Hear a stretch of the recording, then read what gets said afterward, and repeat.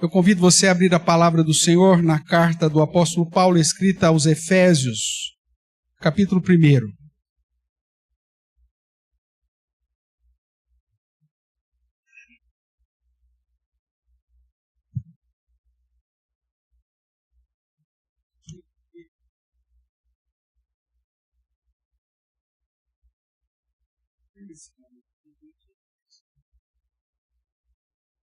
Efésios, capítulo 1. Nós começamos a estudar a carta aos Efésios semana passada, como o presbítero Roberto mencionou aqui, tratando dos benefícios recebidos em Cristo Jesus nas regiões celestes. E hoje nós vamos dar continuidade à leitura do capítulo 1, lendo o verso 15 ao 23. Lembrando, irmãos, que como característica do nosso culto racional ao Senhor, a exposição da palavra do Senhor é o momento em que nós ouvimos Deus falar conosco.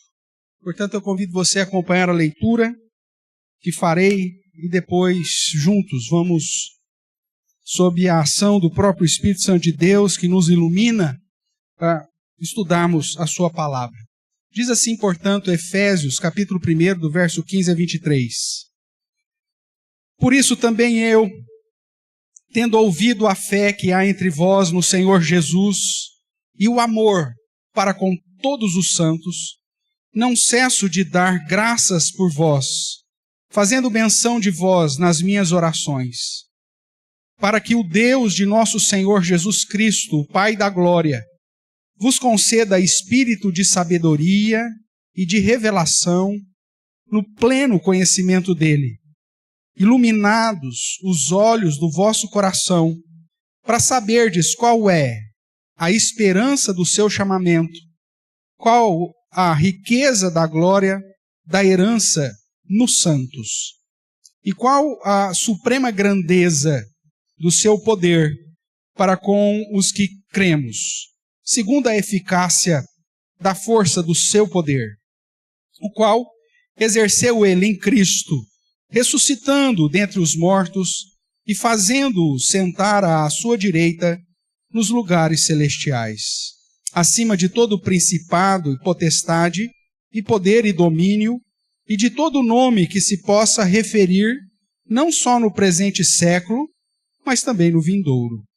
E pôs todas as coisas debaixo dos pés, e para ser o cabeça sobre todas as coisas, o deu a igreja, a qual é o seu corpo, a plenitude daquele que tudo enche em todas as coisas. Até aqui, irmãos, oremos ao Senhor mais uma vez.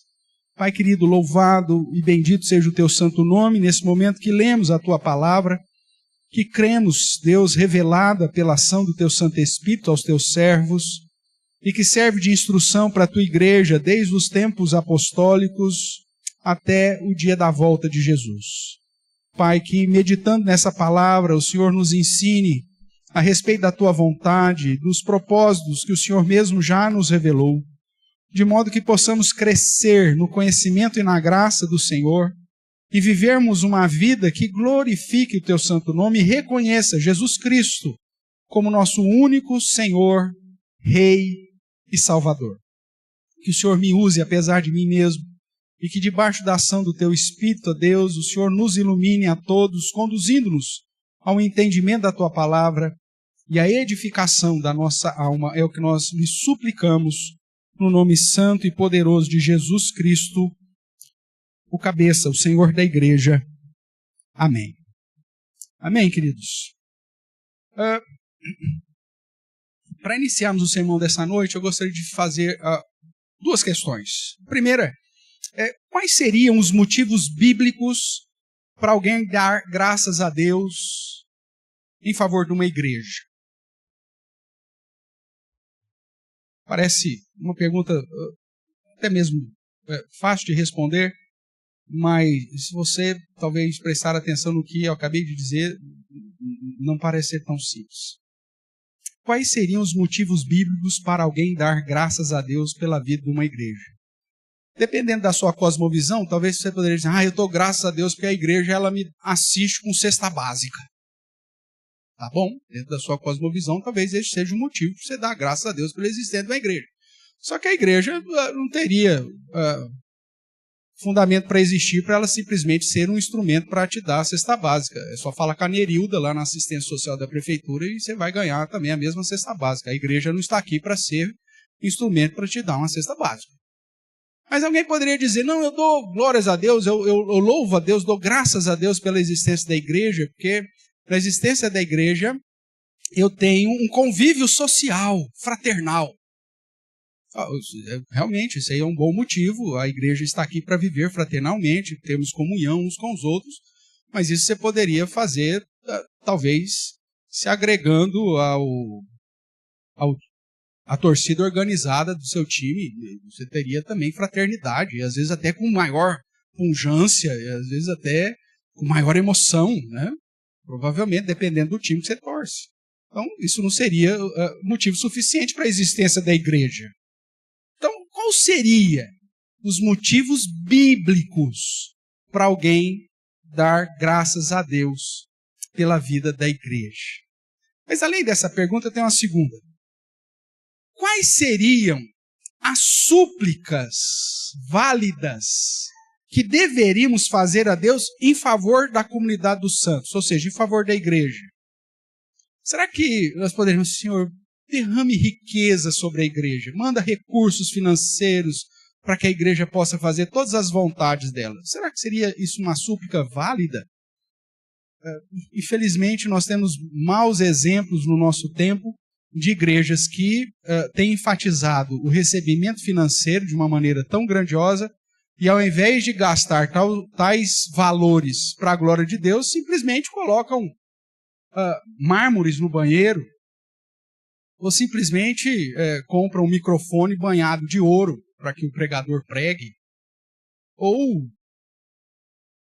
construa um templo tão astronômico, faraônico, grandioso, cujo os lustres podem simplesmente custar o valor da sua casa. Seria uma súplica válida, portanto? Acredito que não. Mesmo porque durante o ministério terreno de Jesus, o próprio Senhor Jesus disse que o problema não são os recursos, mas os obreiros.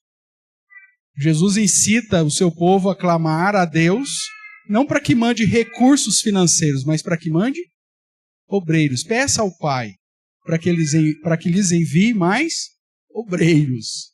Gente para trabalhar, pessoas dispostas a servir ao Senhor, talvez fosse um indicativo mais claro dentro do ministério terreno. Mas então, quais seriam as súplicas válidas? Será que nós poderíamos pedir, Senhor, manda-nos tempo de paz e que não haja perseguição sobre a sua igreja?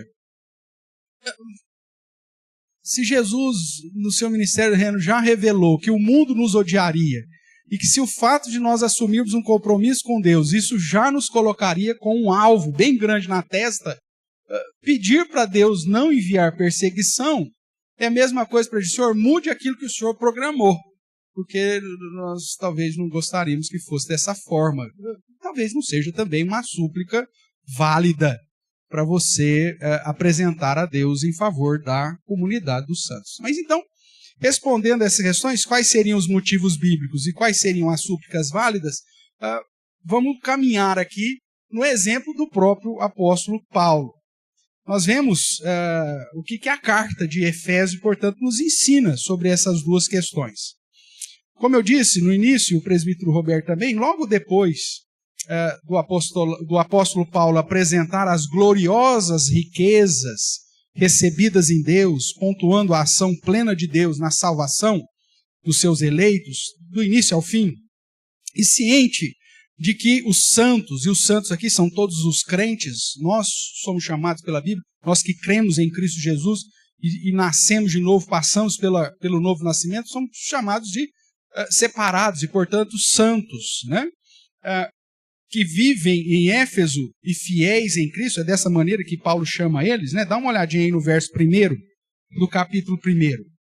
Paulo, apóstolo de Cristo Jesus, por vontade de Deus, escrevendo a quem? Aos santos que vivem em Éfeso e fiéis em Cristo Jesus. Ou seja, a todos os membros da igreja, a todos os crentes em Cristo da igreja.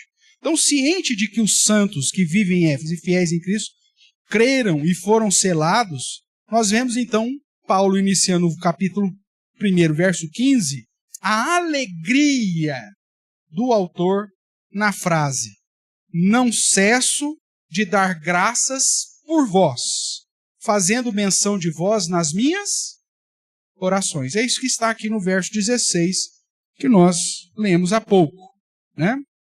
Não cesso de dar graças por vós, fazendo menção de vós nas minhas orações. Então veja, ele apresenta, por conta disso, que ele está dando graças a Deus e ao mesmo tempo suplicando a Deus pela vida dessa igreja.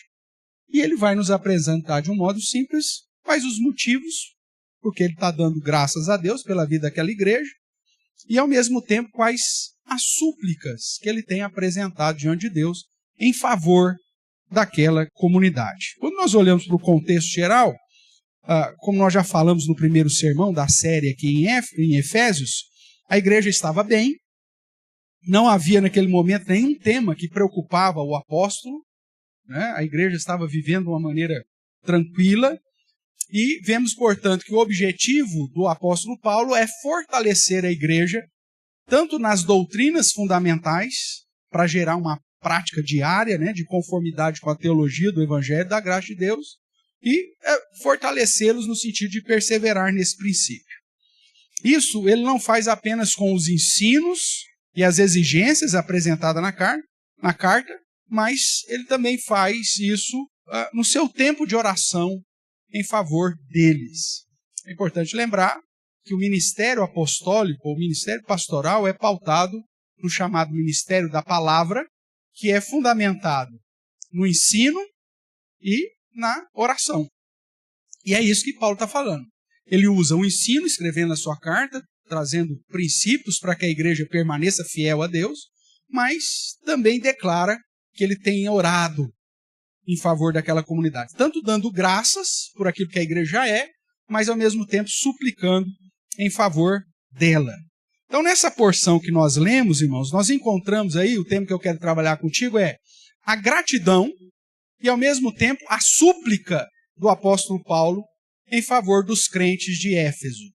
E aí nós vamos dividir o sermão nessas duas questões. Primeiramente, a gratidão e depois a súplica. Então, os motivos aí da gratidão são apresentados no verso 15. Né? O verso 15 dá os motivos da gratidão de Paulo pelos crentes. Observe comigo de novo o verso 15, eu vou ler pausadamente com os irmãos. Então, Paulo diz: por isso também eu, Paulo, tendo ouvido o quê? A fé que há entre vós no Senhor Jesus. Ponto. O primeiro motivo, portanto, da gratidão que Paulo tem em favor da igreja ou dos crentes em Éfeso é pela fé no Senhor Jesus. Eles, tendo ouvido a palavra da verdade, que é dito no verso 13, o evangelho da salvação, eles creram. Mesmo que a fé, como ele vai dizer no capítulo 2, seja um dom, ou seja, seja um presente de Deus, o crer em Jesus é um motivo de nos alegrarmos e agradecermos. Senhor, nós agradecemos pela igreja porque essa igreja está firmada em Cristo. Porque ela tem fé no Senhor Jesus. Ela não está firmada nos méritos dela. Essa igreja ela não está firmada numa redenção por obras. Mas ela está firmada numa redenção que está pautada tão somente na obra de Jesus. Eu te agradeço, Senhor, pela vida de uma igreja cujo fundamento da fé está em Cristo. E não em penitência, não em indulgência, não em sacrifício, não em campanhas, não em nada para te conduzir ao céu, porque o que de fato me conduz ao céu é a obra de Cristo. Então, Paulo dá graças a Deus, porque aquela igreja ela era fiel em fundamentar a sua fé tão somente em Cristo Jesus. E o que mais que ele continua no verso 15? E ele põe uma partícula aditiva aí, um ezinho, né? Então, por isso eu tenho ouvido a fé que há entre vós no Senhor Jesus e, tem um ezinho aí. Que mais o quê? E o amor para com todos os santos. Então, o segundo motivo da gratidão de Paulo, esse que está em negrito aqui embaixo, pelo amor fraternal, pelo amor que acontecia entre os irmãos, pelo amor que aquela igreja tinha para com todos os santos. Era uma igreja que não fazia acepção de pessoa. O amor para com todos os santos, para com todos os crentes, essa é a ideia. Não os santos aqui na perspectiva da sua visão, talvez, romanista, né? Mesmo porque falta dia do ano para todos os santos romanistas. Afinal de contas, tem tantos santos que, inclusive, tem o dia de todos os... Porque se faltou um dia para alguém, nós coloca tudo embutido nesse. Mas não é desses santos que nós estamos falando. Os santos, como nós vimos aqui, são os que creem em Cristo e que eram fiéis e que, no caso aqui de Éfeso, viviam lá em Éfeso. Dentro da nossa realidade, os santos da igreja hoje são os crentes em Cristo Jesus e fiéis a Cristo que vivem hoje aqui, no nosso contexto de Araraquara. Então, Paulo está dizendo que a fraternidade é entre esses crentes, é esses santos, né? O amor para com todos os santos. Então, veja, o próprio Tiago já nos ensina que a fé sem obras ela é morta, né? E que a verdadeira religião ela vai, de fato, transparecer esse amor em favor uns dos outros. Então, o amor é o padrão de todo aquele que crê em Jesus Cristo. É assim que o Senhor, inclusive Jesus, vai nos chamar a atenção lá em João capítulo 3, verso 35, dizendo que nós seríamos reconhecidos como seus discípulos se tivéssemos amor um para com os outros, ou um pelos outros. Romanos 12, 10 vai falar a respeito do amor. Romanos 13, 8, que vai chamar, não fique devendo nada a ninguém, exceto o amor.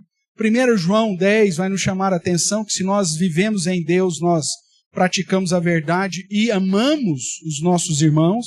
Isso é repetido em 1 João 3,10, 1 João 4,7. Então veja, Paulo dá graças a Deus pela igreja de Éfeso, primeiro, porque eles estavam fundamentados na fé em Cristo, e porque essa fé gerava uma prática de amor fraternal, sem acepção de pessoas, sem divisão, sem conflito, mas sim de busca da edificação da igreja. Não é à toa que mais à frente, foi lido aqui na liturgia, Efésios capítulo 4, o próprio apóstolo Paulo diz que Cristo, como o líder da igreja, ele mesmo capacitou a sua igreja e distribuiu funções específicas na sua igreja para a edificação do corpo.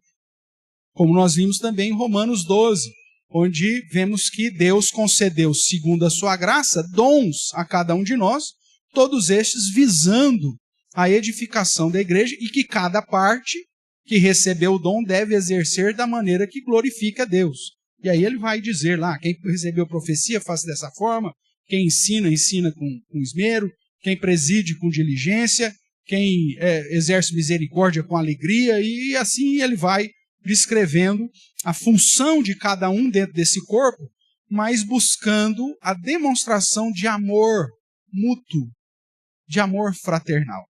Então, quais seriam os motivos bíblicos para alguém dar graças a Deus pela vida de uma igreja? O fundamento da fé dessa igreja e a prática dessa igreja. O fundamento da fé tem que estar em Cristo Jesus. Não adianta você colocar o fundamento em qualquer outro mecanismo, que isso descaracteriza a igreja e faz com que essa igreja deixe de ser uma igreja de Cristo. E a prática. Se a prática das doutrinas não conduz a um amor a Deus acima de todas as coisas e ao próximo como a nós mesmos, irmãos, gerando uma unidade fraternal, onde nós vamos usar os dons que recebemos para edificar uns aos outros, essa igreja pode dar cesta básica para o bairro inteiro. E essa igreja pode fazer um bailão de final de semana para todo mundo ficar feliz.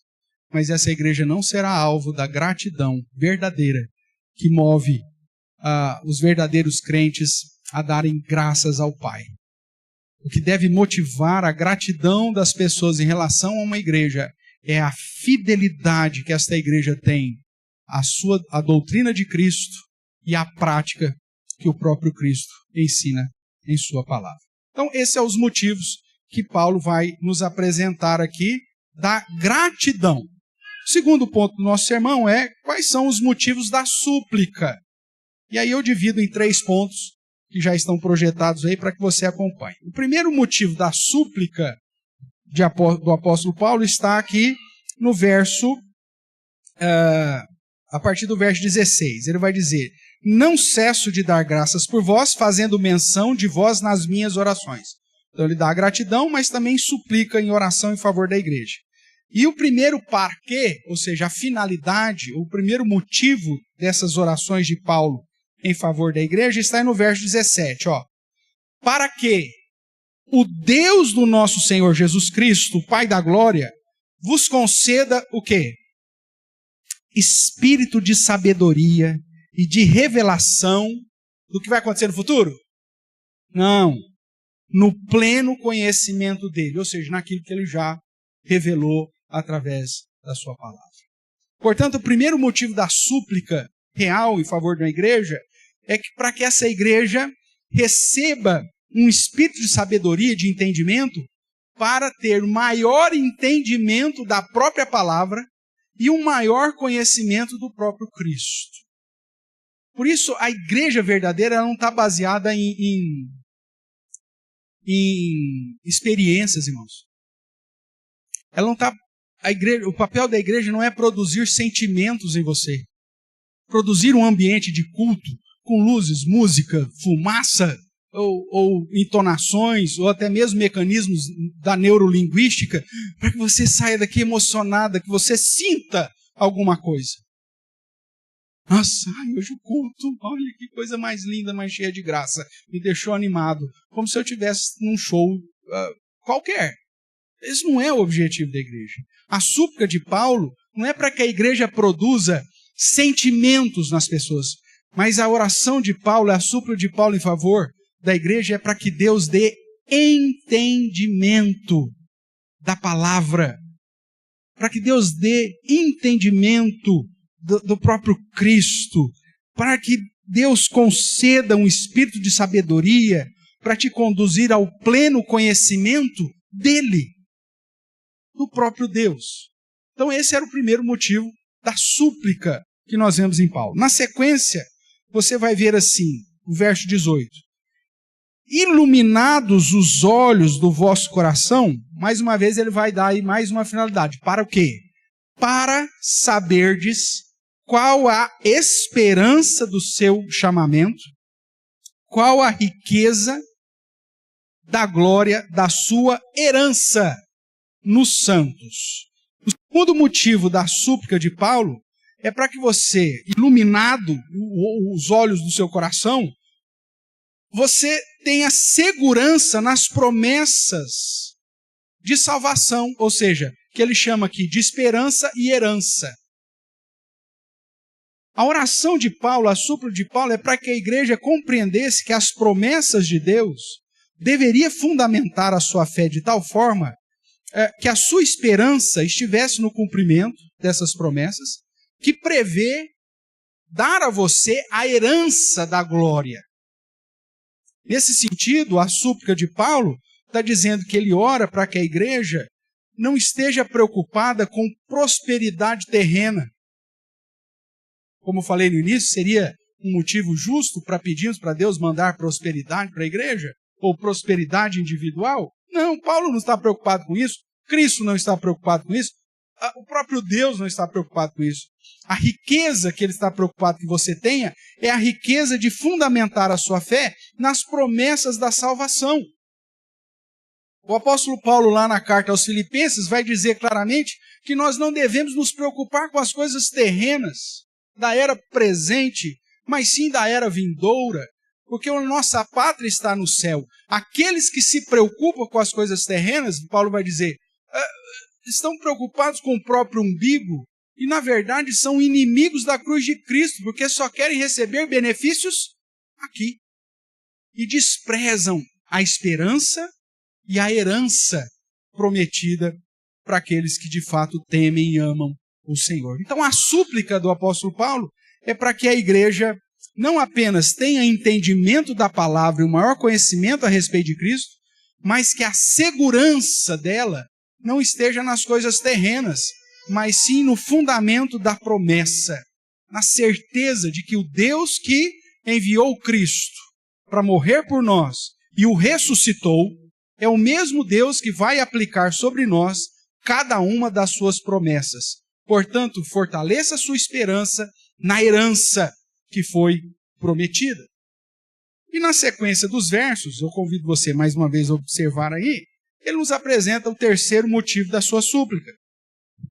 E qual a suprema grandeza do seu poder para com os que cremos, segundo a eficácia da força do seu poder, o qual exerceu ele em Cristo, ressuscitando-o dentre os mortos, fazendo-o sentar à sua direita nos lugares celestiais, acima de todo principado e potestade, e poder, e domínio, e de todo nome que se possa referir, não só no presente século, mas também no vindouro. E pôs todas as coisas debaixo dos pés, e para ser o cabeça sobre todas as coisas o deu à igreja, a qual é o seu corpo, a plenitude daquele que a tudo enche em todas as coisas. O terceiro motivo pelo qual Paulo suplica a Deus em favor da igreja é que a igreja tenha uma consciência plena de quem ela serve, do poder de Cristo e da autoridade que o próprio Cristo deu à igreja. Observe os termos aqui nessa porção. Suprema grandeza do seu poder. Acompanhe o verso 19. E que Deus te deu entendimento sobre qual é a suprema grandeza do seu poder para com os que cremos, segundo a eficácia do quê? Da força do seu poder. A repetição. O qual exerceu ele em Cristo, ressuscitando dentre os mortos, fazendo sentar à direita nos lugares celestiais. Acima de quem? De todo o principado, de toda a potestade, de todo o poder, de todo o domínio, acima de todo nome que se possa referir, não só enquanto Paulo estava escrevendo, mas inclusive hoje, né, no tempo vindouro. E a esse Cristo, ele pôs todas as coisas debaixo dos seus pés. Ele tem a autoridade suprema. E ao mesmo tempo colocou ele como o cabeça, o líder, o cabeça sobre todas as coisas. Simplesmente para que ele tenha isso? Não, e o deu à igreja, o qual é o seu corpo.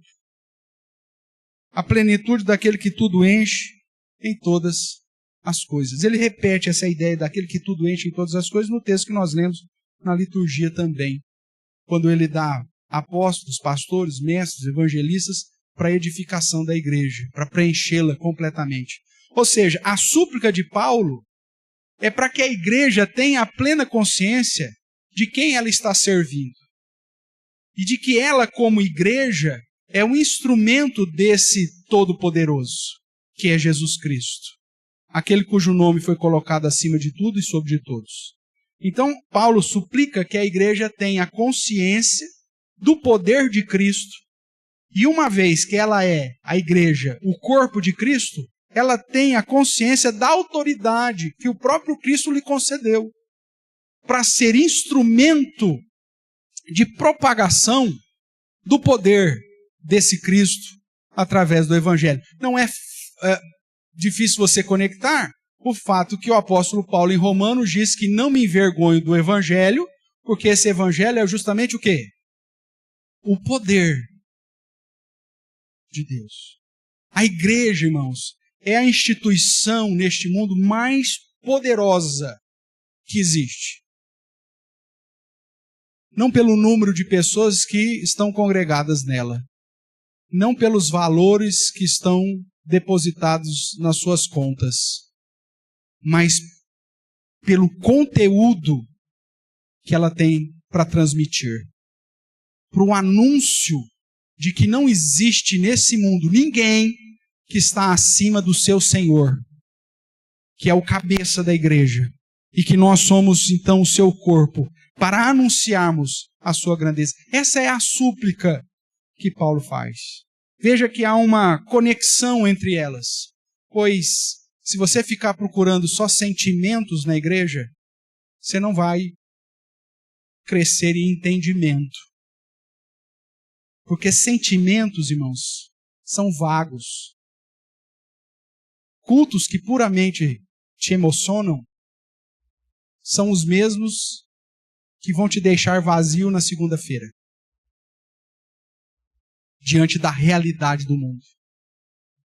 O que vai sustentar a sua fé, a sua vida, a sua caminhada nesse mundo é o entendimento da palavra e o maior conhecimento de Cristo.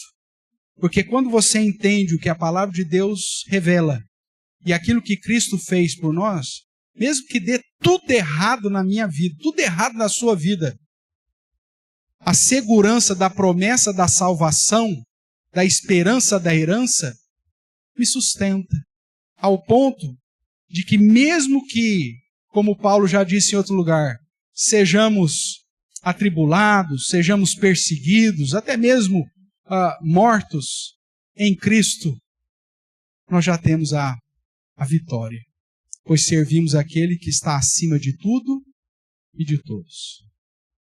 Paulo dá graças a Deus pela fé em Cristo Jesus e pela prática da vida da igreja, que coloca em prática os ensinamentos recebidos em Cristo. Mas ao mesmo tempo suplica para que Deus aumente a graça e o conhecimento dessa igreja, trazendo o entendimento da palavra e do maior conhecimento de Cristo, gerando uma segurança nas promessas eternas de Deus de salvação e abrindo o nosso entendimento para que reconheçamos que estamos servindo aquele que é o cabeça, o mais poderoso de tudo e de todos, e que concedeu à igreja, o seu corpo, a capacidade de ser instrumento para revelar o seu poder, ou seja, o seu evangelho.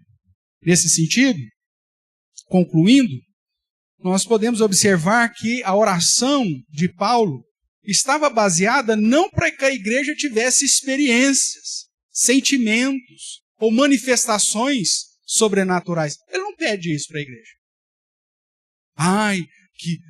Senhor, eu te peço que no culto tenha um reteté daqueles, que as pessoas sintam frenesi, que saiam rodopiando pelos corredores, que se preguem na parede como fosse Homem-Aranha, ou que riem de tal forma que ao ponto de urinarem. Não. Essas experiências, irmãos, são vazias. Isso é uma tolice muito grande que envergonha o verdadeiro evangelho de Cristo, o verdadeiro poder. Deus não te chamou para rodopiar.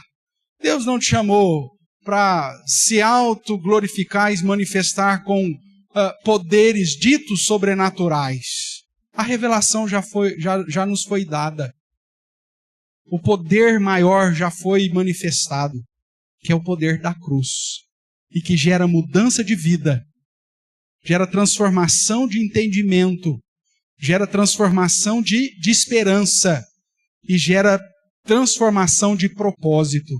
Como parte da igreja, você é instrumento para proclamar do grande poder de Deus, o Evangelho, e não as suas experiências, não o seu testemunho, porque por maior e melhor que seja o seu testemunho, isso não significa nada perto do Evangelho e da obra que Jesus Cristo fez. É nesse sentido que Paulo pede para que a igreja cresça em entendimento. A sua gratidão estava firmada na crença e na prática que tal crença produzia na vida da igreja. E os seus pedidos em favor da igreja visavam maior crescimento no conhecimento da palavra e do próprio Cristo, no fortalecimento da esperança e, ao mesmo tempo, da comunhão e do trabalho desta igreja.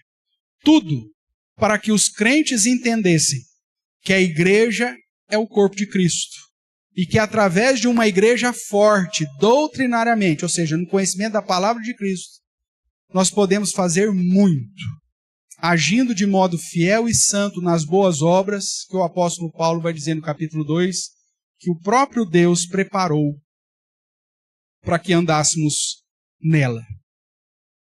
Como que você tem agido? Você tem sido grato a Deus pela Igreja Presbiteriana Real Aliança? Quais têm sido os motivos? Que a igreja tem te assistido? Que a igreja tem te dado uma cesta básica? Ou porque a igreja tem trazido algum benefício para a sua vida? Materialmente falando?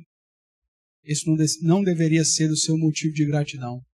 Agora, se essa igreja é um lugar que tem te ensinado sobre a verdadeira palavra do Senhor, que tem te conduzido a compreender as Sagradas Escrituras, que tem sido um instrumento para gerar crescimento na sabedoria e na revelação de que o próprio Deus nos deu, ou seja, a sua palavra, isso é motivo de você dar graças a Deus para essa igreja.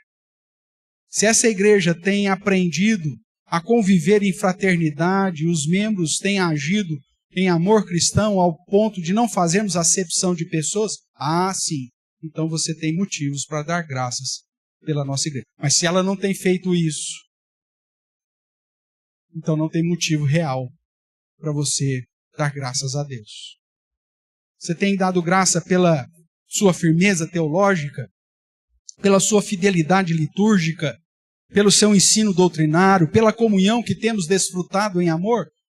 Esse é um motivo para você dar graças a Deus. Você entendeu que, estando em Cristo, você faz parte do seu corpo, que é a igreja? Como nós vimos aqui, a súplica de Paulo. E se você entendeu que você, estando em Cristo, faz parte da sua igreja, que você deve assim, como o próprio apóstolo vai dizer em Efésios 2,19, você já não é mais estrangeiro, você não é mais peregrino, mas você é concidadão dos céus. E como ele vai dizer, vocês são da família de Deus. Apesar de estar projetado aí, verifique na sua Bíblia se é isso mesmo. Capítulo 2, verso 19. Paulo vai dizer assim: assim, já não sois estrangeiros e peregrinos, mas concidadãos dos santos, e sois da família de Deus. Uma igreja pela qual você deve dar graças e suplicar para que Deus continue agindo na vida dela. É uma igreja que te faz sentir como parte da família de Deus. Que não te exclui, mas que te repreende, que te ensina, que te traz para a verdade e que te usa, que te conduz a ser um instrumento nas mãos do Senhor. Se você crê em Jesus, se você ama a sua verdadeira igreja e faz tudo para ser um instrumento de bênção nela e por ela, você entendeu o que é ser uma verdadeira igreja. Que a sua fé em Cristo e o seu amor para com todos os santos sejam motivos para darmos graças a Deus, inclusive pela sua vida, uma vez que você faz parte da igreja. Como que está o seu conhecimento a respeito da palavra de Deus? Como que está o seu conhecimento a respeito do próprio Cristo? E o que isso tem gerado na sua vida? Que tipo de prática isso tem gerado? Uma prática de amor fraternal, de fidelidade, de cumprimento das doutrinas? Isso também é motivo para darmos graças a Deus pela sua vida. Agora, se lhe falta entendimento, lhe falta conhecimento, e a sua prática, ao invés de edificar a igreja, tem servido de pedra de tropeço, de escândalo para a igreja, infelizmente, irmãos, se esse é o seu caso, não tem motivos para darmos graças a Deus pela sua vida, mas muito pelo contrário. Temos que pedir misericórdia a Deus para a igreja, não por você. Porque, na verdade, você já deveria, como Paulo ensina em Gálatas, estar bem instruído. Você não devia estar vivendo dessa maneira. E se você não está bem instruído, é sinal que essa igreja talvez não esteja fazendo o papel dela corretamente, de te ensinar a respeito da fidelidade com Cristo. Então, a sua falha revela, inclusive, a nossa falha. E, de um modo mais específico, a minha falha. Então, que nós possamos caminhar juntos, para que possamos ter motivos de dar graças a Deus pela docência da igreja, pelo ensino da igreja, em especial pela sua vida individualmente, como testemunho fiel daquele que nos salvou. E que Deus assim nos abençoe. Amém?